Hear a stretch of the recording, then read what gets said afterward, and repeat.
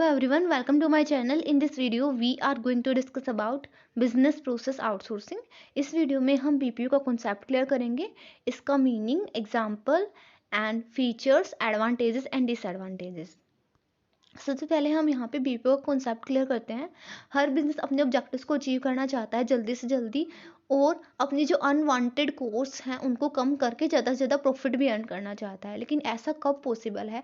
जब वो बिजनेस अपनी कोर कॉम्पिटेंसीज, मतलब कि जो अपनी कैपेबिलिटीज़ हैं उनके ऊपर फोकस करेगा, तभी ऐसा पॉसिबल है। हर बिजनेस में बहुत सारे फंक्शंस बिजनेस को परफॉर्म करने होते हैं। उनमें से कुछ फंक्शन तो आपके बहुत ज़्यादा इंपॉर्टेंट होते हैं, जिनकी वजह से ही बिजनेस की जो सक्सेस है वो डिसाइड होती है। और कुछ फंक्शन जो है आपके लेस इंपॉर्टेंट होते हैं, जो बिजनेस को करने तो पड़ते हैं लेकिन उनका बिजनेस की परफॉर्मेंस के ऊपर, बिजनेस के प्रॉफिट के ऊपर, उसके ऑब्जेक्टिव्स के ऊपर कोई खास इफेक्ट नहीं होता है। तो बीपीओ में हम क्या करते हैं? बीपीओ में हम अपने बिजनेस के जो लेस इंपॉर्टेंट वाले काम होते हैं उनको किसी बाहर वाली पार्टी से परफॉर्म करा लेते हैं, और अपने जो इंपॉर्टेंट वाले काम होते हैं उनके ऊपर फोकस करते हैं, ताकि हम अपने ऑब्जेक्टिव्स को जल्दी से जल्दी अचीव कर सकें, ज़्यादा से ज़्यादा प्रॉफिट अर्न कर सकें। तो इसी को हम बीपीओ बोलते हैं। मीन्स जब एक ऑर्गेनाइजेशन अपने लेस इंपॉर्टेंट वाले टास्क बाहर से परफॉर्म कराता है तो उसको हम बीपीओ बोलते हैं। नाउ मीनिंग क्या है बीपीओ का? वैसे आपने कॉन्सेप्ट में भी क्लियर कर लिया, लेकिन फिर हम यहाँ पे रिपीट कर रहे हैं।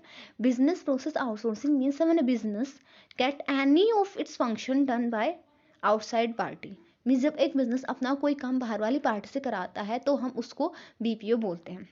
Business process outsourcing is the practice of contracting an external service provider to fulfill a business function or process। यहाँ पे क्या होता है, एक्चुअल में एक कॉन्ट्रैक्ट होता है दो ऑर्गेनाइजेशंस या फिर एक ही ऑर्गेनाइजेशन की दो सब्सिडरी के बीच में, कि ये जो पर्टिकुलर फंक्शन है, ये जो पर्टिकुलर प्रोसेस है वो एक कंपनी के बिहाफ पे दूसरी कंपनी परफॉर्म करेगी। फॉर एग्जाम्पल, एक कंपनी है, उसने अपनी सप्लाई चेन मैनेजमेंट का जो काम है वो दूसरी कंपनी को दे दिया, तो ये क्या है? Business process outsourcing.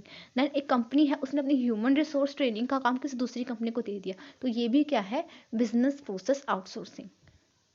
Now features क्या है बिजनेस प्रोसेस आउटसोर्सिंग की? फर्स्ट है आपका थर्ड पार्टी। थर्ड पार्टी मतलब कि एक कंपनी जिस ऑर्गेनाइजेशन से इंफॉर्मेशन या फिर हम बोल रहे हैं जो काम है वो सीख कर रही है, तो वो ऑर्गेनाइजेशन उसके लिए थर्ड पार्टी होगा। मीन्स वो ऑर्गेनाइजेशन अलग है और आपका ऑर्गेनाइजेशन अलग है। यहाँ पे दो केसेस होते हैं, एक तो दोनों कंपनीज की एंटिटी ही अलग होती है, दोनों ऑर्गेनाइजेशन की एंटिटी ही अलग होती है, या फिर कई बार क्या होता है, एक ही ऑर्गेनाइजेशन की दो सब्सिडरीज होती हैं, वो आपस में कॉन्ट्रैक्ट करती हैं। तो दोनों ही केसेस में आपका जो है बीपीओ होगा। स्ट्रेटेजिक अटैम्प्ट का मतलब क्या होता है कि ऑर्गेनाइजेशंस बीपीओ क्यों करते हैं? ताकि वो अपनी कोर कॉम्पिटेंसीज के ऊपर फोकस कर सकें, मार्केट में अपना प्रॉफिट इंक्रीज कर सकें और कॉस्ट यहाँ पे कम कर सके। तो इसलिए ये एक स्ट्रेटेजिक अटैम्प्ट होता है। प्रोफेशनल सर्विसेज यहाँ पे मिलती हैं। कोई भी कंपनी ऐसे ही किसी कंपनी को हायर नहीं करती कि मेरे बिहाफ पे आप ये फंक्शन या फिर सर्विस मेरे को प्रोवाइड कर दो। वो वहाँ पे देखती है कि इस कंपनी के अंदर पर्टिकुलर प्रोफेशनल्स काम कर रहे हैं जो एक ही पर्टिकुलर टास्क को बार बार परफॉर्म करने की वजह से उसमें एक्सपर्ट हो गए हैं। पेमेंट, यहाँ पे क्या होता है? पेमेंट इन्वॉल्व होती है। अगर एक ऑर्गेनाइजेशन की दो सब्सिडरीज हैं तो भी यहाँ पे पेमेंट होती है जनरली, और अगर दोनों अलग अलग ऑर्गेनाइजेशन है तो भी जो फंक्शन अगर आप उनसे परफॉर्म करा रहे हो तो आप बदले में उसके पेमेंट जरूर करोगे। स्पेशलाइजेशन यहाँ पे होता है। स्पेशलाइजेशन कैसे होता है बीपीओ के अंदर? अगर एक बिजनेस दूसरी कंपनी को काम सौंप रहा है तो यहाँ पे उसको स्पेशली बताएगा, उसको गाइड करेगा कि ऐसे ऐसे इस फंक्शन को परफॉर्म करना है। अगर वो कोई प्रोसेस भी आउटसोर्स कर रहा है तो पर्टिकुलरली पहले से प्रोसेस की जो प्लानिंग है वो खुद करेगा, और फिर जस्ट वो जो काम है वो दूसरी कंपनी यहाँ पे परफॉर्म करेगी। मीन्स वो बताएगा ऐसे स्क्रीनिंग करनी है, ऐसे इंटरव्यू लेना है, ये टेस्ट यहाँ पे आपको परफॉर्म करने हैं, ये क्वेश्चंस आपको आज करने हैं इस टाइप के कैंडिडेट से। तो सारा का सारा जो काम है वो जो फर्म है वही कर रही है, लेकिन जो बीपीओ फर्म है वो जस्ट उस टास्क को जनरली परफॉर्म कर रही होती है। तो मीन्स यहाँ पे क्या होता है? स्पेशलाइजेशन होता है। यूनिवर्सल का मतलब क्या होता है कि जो बिजनेस प्रोसेस आउटसोर्सिंग है वो यूनिवर्सल है, क्योंकि बिजनेस का कोई भी फंक्शन यहाँ पे आउटसोर्स हो सकता है। नाउ एडवांटेजेस में फर्स्ट है आपका कॉस्ट सेविंग। कॉस्ट यहाँ पे आपकी सेव हो जाती है। कॉस्ट यहाँ पे आपकी कैसे सेव होती है? यहाँ पे जो आपकी ऑपरेटिंग वाली कॉस्ट होती है वो आपकी वेरिएबल कॉस्ट में कन्वर्ट हो जाती है। अगर आप सारा का सारा काम अपने ऑर्गेनाइजेशन के अंदर करोगे तो आपको फुल टाइम एम्प्लॉयज़ हायर करने पड़ेंगे और आपको उनको सैलरी पे करनी पड़ेगी रेगुलरली। लेकिन अगर आप अपना कोई काम बाहर से परफॉर्म कराते हो तो आपको उनको फुल टाइम सैलरी नहीं पे करनी पड़ेगी। जब आपको काम की ज़रूरत होगी तो उसी के बदले में आप पेमेंट करोगे। फॉर एग्जाम्पल, एक होटल है, वहाँ पे जो है मशीनरी वगैरह में कोई प्रॉब्लम आ गई, तो मशीनरी में प्रॉब्लम को ठीक करने के लिए होटल मैनेजर ने क्या किया, 2 एम्प्लॉइज़ को हायर कर लिया और उनको मंथली सैलरी देना स्टार्ट कर दिया। लेकिन फिर क्या हुआ, 3 महीने तक कोई भी प्रॉब्लम यहाँ पे उस होटल में किसी भी मशीनरी में नहीं आई। अब उस होटल मैनेजर ने उनको 3 महीने तक सैलरी पे की कंटिन्यूअसली, लेकिन उसने कोई बेनिफिट नहीं लिया। तो ये क्या हो गया, यहाँ पे उसकी कॉस्ट वैसे ही इंक्रीज़ हो रही है, अनवांटेड कॉस्ट हो गई है।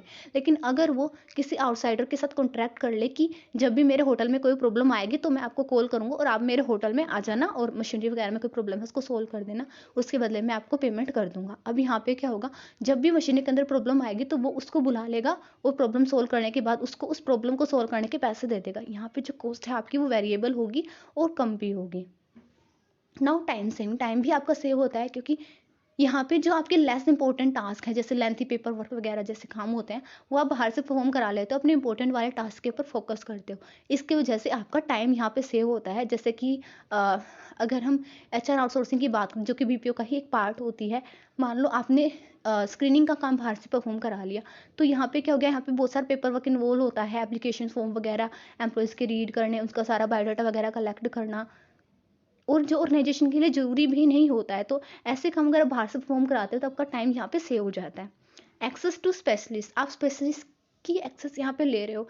जो बीपीओ फर्म्स होती हैं वहाँ पे क्या होता है, जनरली जो एम्प्लॉयज़ होते हैं वहाँ पे स्किल्ड भी होते हैं, प्लस वो एक ही पर्टिकुलर टास्क को बार बार करके उसमें स्पेशलिस्ट हो जाते हैं, और आपको यहाँ पे बदले में जो पेमेंट है वो भी यहाँ पे कम करनी पड़ती है स्पेशलिस्ट सर्विसेज के लिए।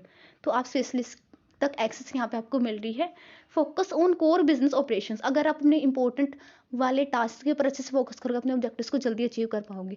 अब बीपीओ में क्या होता है कि आप अपने लेस इंपॉर्टेंट वाले टास्क बाहर से परफॉर्म करा लेते हो, तो आपको उनके ऊपर कोई फोकस नहीं करना पड़ेगा, उनके बारे में कुछ भी काम नहीं करना पड़ेगा।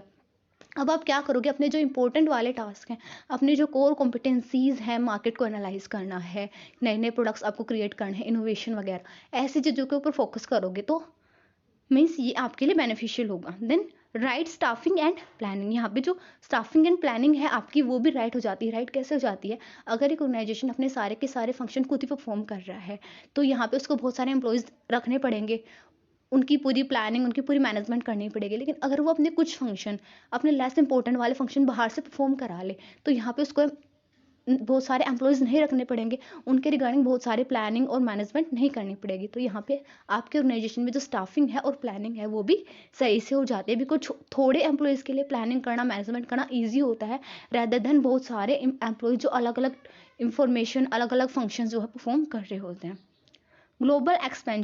ग्लोबल एक्सपेंशन के लिए तो हम ये भी बोल सकते हैं कि बीपीओ नेसेसरी हो गया। अगर एक ऑर्गेनाइजेशन ओवरसीज परफॉर्म करना चाहता है, मान लो मेरा ऑर्गेनाइजेशन इंडिया के अंदर अच्छा परफॉर्म कर रहा है, अब मैं सोचूँ मैं कनाडा यूके यूएस वगैरह में भी अपना बिजनेस परफॉर्म करूँ, तो एक तो सिचुएशन ये होगी कि मैं वहाँ पे खुद जाके मार्केट को एनालाइज करूँ, खुद जाके सारा काम करूँ, तो ये मेरे लिए बहुत ज़्यादा मुश्किल भी हो जाएगा और वहाँ पे मेरे को बहुत सारी प्रॉब्लम जो फेस करनी पड़ेंगी, बिकॉज हर कंट्री के अलग रूल्स एंड रेगुलेशंस होती है, हर कंट्री के अलग अथॉरिटीज़ होती हैं, अलग कल्चर होता है, अलग मार्केट होता है। लेकिन अगर मैं ऐसे कामों को बीपीओ के थ्रू कर लो, मीन्स वहाँ की किसी फर्म के साथ कॉन्ट्रैक्ट कर लो, तो उसको पर्टिकुलरली सारी नॉलेज है, तो वो मेरे को हेल्प कर देगी अपने बिजनेस को जल्दी से एक्सपैंड करने में ओवरसीज। तो ग्लोबल एक्सपेंशन में भी बीपीओ की बहुत सारी एडवांटेजेस होती हैं। मेनली जो लीगल वर्क्स होते हैं और डाटा कंप्लायंसेस वगैरह की सर्विसेज होती हैं वो जनरली जो कंपनीज होती हैं वो ओवरसीज बिजनेस परफॉर्म करने के केसेस में आउटसोर्स ही करती हैं। हायर एफिशिएंसी कैसे, मीन्स जब आप काम प्रोफेशनल से करा रहे हो, स्पेशलिस्ट से करा रहे हो, तो ऑब्वियसली यहाँ पे आपको हायर एफिशिएंसी आपके काम में देखने को मिलेगी। फॉर एग्जांपल अगर एक कंपनी है अपनी एम्प्लॉयज़ की ट्रेनिंग बाहर से परफॉर्म करा रही है, तो वहाँ पे उनको ट्रेन करने वाले एम्प्लॉयज़ को ट्रेन करने वाले कौन होंगे, स्पेशलिस्ट होंगे जो ईयर्स से उसी काम में लगे हुए हैं, तो उनको पता होगा कि कैसे प्रॉब्लम्स को सोल्व करना है, कैसे एम्प्लॉयज़ को ट्रेन करना है, तो यहाँ पे जो एफिशिएंसी होगी वो आपकी ज़्यादा होगी। प्रोसेस एंड टेक्नोलॉजी इंप्रूवमेंट कैसे, एक ऑर्गेनाइजेशन है वो टेक्नोलॉजी के साथ अडेप्ट तो करता है, लेकिन हर फंक्शन के अंदर वो ऐसा नहीं कर सकता। वो अपने कुछ कोर कॉम्पिटेंसीज होते हैं जो उसके इंपॉर्टेंट फंक्शन होते हैं, उन्हीं के अंदर टेक्नोलॉजी के ऊपर फोकस करता है कि मार्केट के अंदर ये चेंज आया तो मेरे को इस टेक्नोलॉजी के ऊपर काम करना पड़ेगा। लेकिन जो बीपीओ होते हैं वो जो भी काम उनको मिलता है, जो भी काम वो परफॉर्म कर रहे होते हैं, उसमें हर काम के अंदर जो उनकी टेक्नोलॉजी होती है वो लेटेस्ट होती है। फॉर एग्जाम्पल जैसे आपके इंटरव्यू वगैरह की बात है, फिर ट्रेनिंग की ही बात है, तो अगर आप अपने इन हाउस उनको ट्रेनिंग प्रोवाइड करा रहे हो, तो यहाँ पे आप अपनी जो पुरानी जनरल जो टेक्नोलॉजी है, जनरल सर्विसेज है, उनका यूज़ करोगे। लेकिन अगर आप इस सर्विस को बाहर से आउटसोर्स कर लो, तो जो बीपीओ कंपनी है वो जो लेटेस्ट टेक्नोलॉजी है उसका यूज करेगी। तो यहाँ पे टेक्नोलॉजी भी आपकी इंप्रूव हो जाएगी अगर आप सर्विसेज को आउटसोर्स करते हो। फ्लेक्सिबिलिटी, फ्लेक्सिबिलिटी का मतलब क्या होता है, अगर एक ऑर्गेनाइजेशन अपने फंक्शंस को आउटसोर्स कर रहा है तो उन फंक्शंस के अंदर फ्लेक्सिबिलिटी आपकी आती है। जैसे कि हम होटल वाला ही केस लेते हैं, यहाँ पे जो है आपने उन 3 एम्प्लॉइज़ की पूरी मैनेजमेंट की, उन 3 एम्प्लॉइज़ ने कोई प्रॉब्लम नहीं आई, वो सारा काम उनको आपको कहीं और जगह यहाँ पे एंगेज भी करना पड़ेगा, बिकॉज़ यहाँ पे आप देख रहे हो कि 1 महीने से मशीनरी के अंदर कोई प्रॉब्लम नहीं आई, तो ऐसा तो नहीं है कि आप पर्टिकुलर उनको इसी काम के लिए रखोगे कि मशीनरी के अंदर कोई प्रॉब्लम आएगी, वो उनको सॉल्व करेंगे। तो आप उनको रिजिडली कोई काम दोगे कि आपको ये काम यहाँ पे परफ़ॉर्म करना है। लेकिन जब आप वही काम आउटसोर्स कर रहे हो, तो यहाँ पे आपके अंदर फ्लेक्सिबिलिटी आ गई कि मीन्स जब मेरे को उस काम की नीड होगी तभी मैं बाहर वाले को बुलाऊँगा और मेरे को उसको किसी और पर्टिकुलर काम में एंगेज करने के लिए प्लानिंग नहीं करनी पड़ेगी।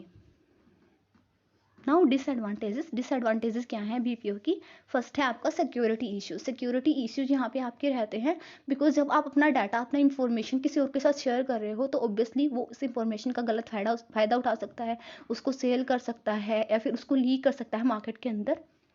Now over dependence on the BPO company, sometime क्या होता है कि ऑर्गेनाइजेशन जो है अपने लेस इंपॉर्टेंट टास्क या फिर कई बार इंपॉर्टेंट टास्क भी आउटसोर्स कर लेता है, जिसकी वजह से वो जो बीपीओ कंपनी है उसके ऊपर पूरी तरह से डिपेंड हो जाता है। जब हम ओवरसीज़ की बात करते हैं तो ऐसा बहुत बार देखने को मिलता है। फॉर एग्जांपल, मैं तो इंडिया के अंदर हूँ, अपना बिजनेस अच्छे से मेरा चल रहा है, लेकिन फिर मैं अपनी कोई सब्सिडरी जो है वो अमेरिका के अंदर ओपन कर लूँ और वहाँ से जो फंक्शन है वो मैं आउटसोर्सिंग के थ्रू परफॉर्म करा लूँ।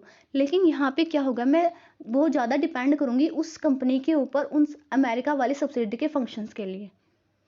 कम्युनिकेशन प्रॉब्लम्स भी कई बार आ जाती हैं। फॉर एग्जांपल, अगर मैं ओवरसीज फंक्शन परफॉर्म कर रही हूँ, जैसे अमेरिका वाली जो सब्सिडरी है, तो वहाँ के जो लोग हैं उनकी लैंग्वेज अलग होगी, मेरी लैंग्वेज यहाँ पे अलग होगी, तो यहाँ पे जो है कम्युनिकेशन प्रॉब्लम्स आएंगी, जिनकी वजह से जो मैं अच्छे से कंट्रोल भी नहीं कर पाऊंगी अपने फंक्शंस को और परफॉर्मेंस भी मेरी अच्छी नहीं रहेगी। देन अनफोर्सिन और हिडन कोस्ट, समटाइम जो है बीपीओ में हम मान के चलते हैं कि कॉस्ट इफेक्टिवनेस रहती है, लेकिन कई बार जो है अनफोर्सिन और हिडन कोस्ट्स भी यहाँ पे आ जाती हैं। बीपीओ भी हमसे बहुत ज़्यादा चार्ज करते हैं। और जनरली ये भी देखने को मिलता है, अगर हम किसी फॉरेन कंट्री में अपना बिजनेस स्टार्ट करने के लिए वहाँ की किसी कंपनी के साथ कॉन्ट्रैक्ट कर रहे हैं फंक्शन को परफॉर्म करने के लिए, तो वहाँ वो जो है हमसे ज़्यादा कॉस्ट यहाँ पे चार्ज करते हैं। लॉस ऑफ कंट्रोल, आप एक टाइप से अपना कंट्रोल यहाँ पे छोड़ रहे हो कुछ टास्क के ऊपर। डिफरेंट टाइम जोन, कई बार टाइम जोन्स में भी डिफरेंट होता है, जैसे आपको कोई मीटिंग्स वगैरह लेनी है, कोई सेमिनार वगैरह है आपका, जैसे अमेरिका और इंडिया की ही हमारी बात चल रही है, तो अमेरिका की टाइम जोन अलग है, इंडिया की टाइम जोन अलग है, इसकी वजह से भी बहुत सारी प्रॉब्लम्स जो है फेस करनी पड़ती हैं बीपीओ के अंदर। रिक्वायर्स प्लानिंग, आपको प्लानिंग करनी पड़ती है यहाँ पे, जैसे मैंने आपको बताया था कि आपको डिसाइड करके बताना पड़ेगा उनको कि आपको क्या क्या काम करना है और कैसे करना है, कि हमारी जो स्टैंडर्ड प्रोसीजर है वो क्या है। तो आप भी यहाँ पे प्लानिंग करोगे, तो मीन्स यहाँ पे आपको भी काम करना पड़ रहा है एक काइंड ऑफ, तो इसलिए भी ये जो है बीपीओ की डिसएडवांटेज है। BPO is a learning curves, BPO जो है लर्निंग कर्व्स होते हैं। लर्निंग कर्व्स कैसे होते हैं कि ऐसा नहीं है कि आज मेरे को इस काम की इस फंक्शन को आउटसोर्स करना है तो मैं आज ही उनके साथ कॉन्ट्रैक्ट कर लूँगा और सडनली वो काम करना स्टार्ट कर देंगे। उनको बहुत सारा टाइम लगता है आपके ऑर्गेनाइजेशन के कल्चर को समझने में, आपके ऑर्गेनाइजेशन की रिक्वायरमेंट, उसकी फंक्शन, उसकी प्रोसीजर को समझने में, तो इसलिए बीपीओ एक लर्निंग कर्व है। मॉनिटरिंग इश्यूज भी आपके बीपीओ के केसेस में आ जाते हैं, जैसे कि मैं यहाँ पे इंडिया के अंदर परफॉर्म कर रही थी अपने फंक्शन को और अमेरिका में मेरी सब्सिडरी जो है वो बीपीओ के थ्रू काम कर रही है।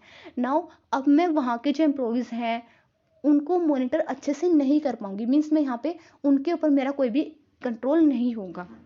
इम्पैक्ट ऑन बिजनेस के ऊपर भी जो है बीपीओ का इम्पैक्ट पड़ता है, क्योंकि कई बार क्या होता है, जब हम अपने ऑर्गेनाइजेशन के जो फंक्शंस होते हैं, कई बार इंपॉर्टेंट वाले भी बाहर से आउटसोर्स कर लेते हैं, तो हमारे ऑर्गेनाइजेशन के जो एम्प्लॉयज़ होते हैं वो सोचते हैं कि हमारी कैपेबिलिटीज़ ऑर्गेनाइजेशन को अच्छी नहीं लग रही हैं, वो डिमोटिवेटेड फील करते हैं, कि वो सोचते हैं हमारे ऑर्गेनाइजेशन को हमारी कोई नीड ही नहीं है, तो इसलिए जनरली क्या होता है, जो एम्प्लॉयज़ का जो टर्नओवर है यहाँ पे वो भी इंक्रीज़ हो सकता है। जैसे हमने एचआर आउटसोर्सिंग के केस में पढ़ा था, जब एचआर आउटसोर्सिंग भी बीपीओ का एक पार्ट होती है, तो उसमें हमने क्या किया था कि जो ह्यूमन रिसोर्स रिलेटेड फंक्शन है वो बाहर से आउटसोर्स कर ले। अब जो ह्यूमन रिसोर्स डिपार्टमेंट के जो एम्प्लॉयज़ हैं वो तो यही सोचेंगे कि हमारे ऑर्गेनाइजेशन को हमारी कोई इंपॉर्टेंस नहीं है, हम इस ऑर्गेनाइजेशन में काम करने के लिए कैपेबल नहीं है, तो इसलिए हमें यहाँ से निकल जाना चाहिए। तो ये भी बीपीओ की एक डिसएडवांटेज है। Thank you all. Thank you for watching my video. If you like the video, don't forget to like, subscribe and comment on my channel.